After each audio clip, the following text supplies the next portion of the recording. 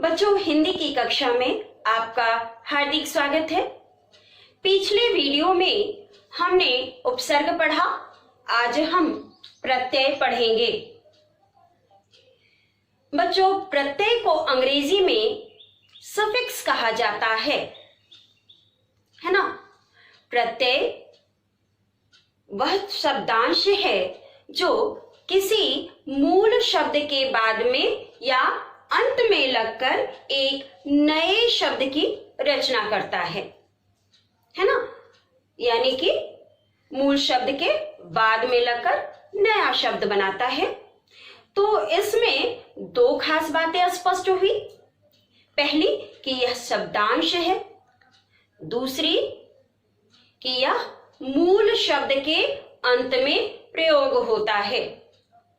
तो बच्चों, कुछ शब्दांश क्रिया धातु के अंत में जुड़ते हैं और कुछ ऐसे होते हैं जो संज्ञा, सर्वनाम या विशेषण शब्द के अंत में जुड़कर नए शब्द बनाते हैं। तो बच्चों, जो क्रिया शब्द के अंत में जुड़ते हैं ऐसे शब्दांशों को हम कृत प्रत्यय कहते हैं। जैसे त्याग, जोड़, ई, त्यागी। यहां त्याग शब्द क्रिया का उदाहरण है और इसमें ई प्रत्यय लगकर त्यागी शब्द का निर्माण हुआ। उसी प्रकार लड़, जोड़, आई, लड़ाई। इस शब्द में भी आप देखेंगे मूल शब्द लड़ है जो कि क्रिया शब्द है और इसके अंत में आई प्रत्यय लगकर नए शब्द का निर्माण किया। उसी प्रकार पढ़, जोड़, आई, पढ़ाई, है ना। तो आइए कुछ और ऐसे ही कृत प्रत्यय के उदाहरणों को देखें। अंत से रटंत, गढ़ंत। अन से ढक्कन, मरण, चिंतन। अक्कड़ से घुमक्कड़, पियक्कड़। आ प्रत्यय से भूला, भटका, देखा।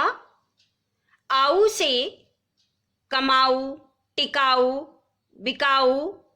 आई से लिखाई, पढ़ाई। आक, तैराक, चालाक। आकू से लड़ाकू, पढ़ाकू, उड़ाकू, है ना। आन से मिलान, लगान, उड़ान। आओ प्रत्यय से बहाव, मिलाव, कटाव। आवट, लिखावट, बनावट। आवना, आवना प्रत्यय से डरावना, लुभावना।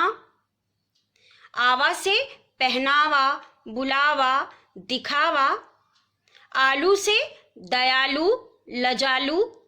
आस से प्यास, मिठास, निकास। आहट प्रत्यय से चिल्लाहट, घबराहट। इयल प्रत्यय से मरियल, सड़ियल। इया से घटिया, बढ़िया। ई प्रत्यय से हंसी, खिड़की, घुड़की, धमकी, है ना। ऊ प्रत्यय से रट्टू, चालू, खाऊ। एरा से लुटेरा, ममेरा, चचेरा। ऐत से लठैत, लड़ैत, है ना। अय्या से खेवैया, पढ़ैया, है ना। और ऐल से रखैल। औती, मनौती, फिरौती। औना से बिछौना, खिलौना। क से लेखक, पालक। कर से लिखकर, जाकर। त से पढ़त, लिखत। ता प्रत्यय से डूबता, रमता, बहता। और ती प्रत्यय से घटती, फिरती, बढ़ती, चढ़ती। न प्रत्यय से चलन, खान, पान, लेन, है ना। ना प्रत्यय से चलना, पढ़ना, बैठना। नी प्रत्यय से करनी, भरनी, ओढ़नी।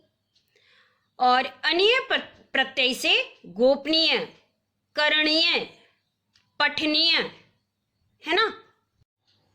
तो बच्चों, इसके बाद हम कुछ ऐसे प्रत्यय पढ़ेंगे जो संज्ञा, सर्वनाम और विशेषण शब्दों के अंत में लगकर नए शब्द बनाते हैं। इन्हें ही हम तद्धित प्रत्यय कहते हैं। जैसे कि आप उदाहरण में देख रहे हैं, भारत जोड़ इय भारतीय। भारत क्या है? संज्ञा शब्द है। इसमें इय प्रत्यय लगकर भारतीय शब्द का निर्माण हुआ। विवाह जोड़ इक वैवाहिक। उसी प्रकार गरीब जोड़ ई गरीबी, है ना। तो कुछ और हम ऐसे ही तद्धित प्रत्ययों के उदाहरणों को देखें। आ प्रत्यय से भूखा, प्यासा, मैला। आई प्रत्यय से बुराई, चतुराई, ठकुराई, है ना। आऊ प्रत्यय से पंडिताऊ, उपजाऊ। आना प्रत्यय से घराना, रोजाना, सालाना। इक से धार्मिक, सामाजिक, नैतिक। इया से दुखिया, खटिया। ईला प्रत्यय से चमकीला, बर्फीला। कार प्रत्यय से चित्रकार, नाटककार। खोर से घुसखोर, हरामखोर। गुना प्रत्यय से सौगुना, तिगुना, चौगुना। दार प्रत्यय से दुकानदार, चौकीदार और जमींदार। बच्चों, आपके मन में यह संदेह हो सकता है कि कुछ ऐसे भी प्रत्यय मैंने बताए जो कि क्रिया शब्द के बाद में और संज्ञा, सर्वनाम और विशेषण शब्दों के बाद में भी लग रहे हैं, यानी कि कॉमन प्रत्यय हैं जो क्रिया के मूल रूप के अंत में भी आ रहे हैं और संज्ञा, सर्वनाम और विशेषण शब्दों के अंत में भी आ रहे हैं। तो हो सकता है कि आपको दुविधा हो या कंफ्यूजन हो कि दोनों प्रकार के शब्दों में एक ही तरह का प्रत्यय लगा है। तो परेशान होने की आवश्यकता बिल्कुल भी नहीं है। यदि वही प्रत्यय क्रिया के अंत में लगा है तो वह कृत प्रत्यय का उदाहरण होगा, और यदि वही प्रत्यय संज्ञा, सर्वनाम या विशेषण शब्दों के अंत में लगेगा तो वह तद्धित प्रत्यय कहलाएगा। आइए इसको उदाहरण के द्वारा भली भांति समझ लें। बच्चों, त्याग शब्द क्रियापद है। इसमें ई प्रत्यय लगकर नया शब्द बना त्यागी। आप देख रहे हैं, ई कृत प्रत्यय का उदाहरण है यहां। उसी प्रकार गरीब जोड़ ई, यह तद्धित प्रत्यय का उदाहरण है। आप देख रहे हैं, गरीब क्या है? विशेषण का उदाहरण है।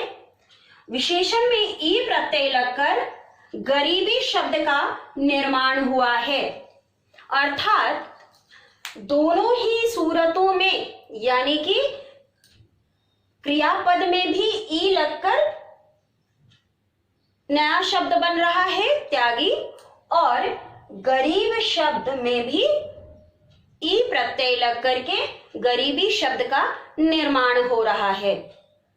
यानी कि आपको यहां ध्यान देने की जरूरत है कि जब क्रियापद के साथ वही प्रत्यय लग रहा है तो वह कृत प्रत्यय का उदाहरण हो गया, और जब वह संज्ञा, सर्वनाम या विशेषण शब्दों के अंत में लग रहा है तो वह तद्धित प्रत्यय का उदाहरण हो गया।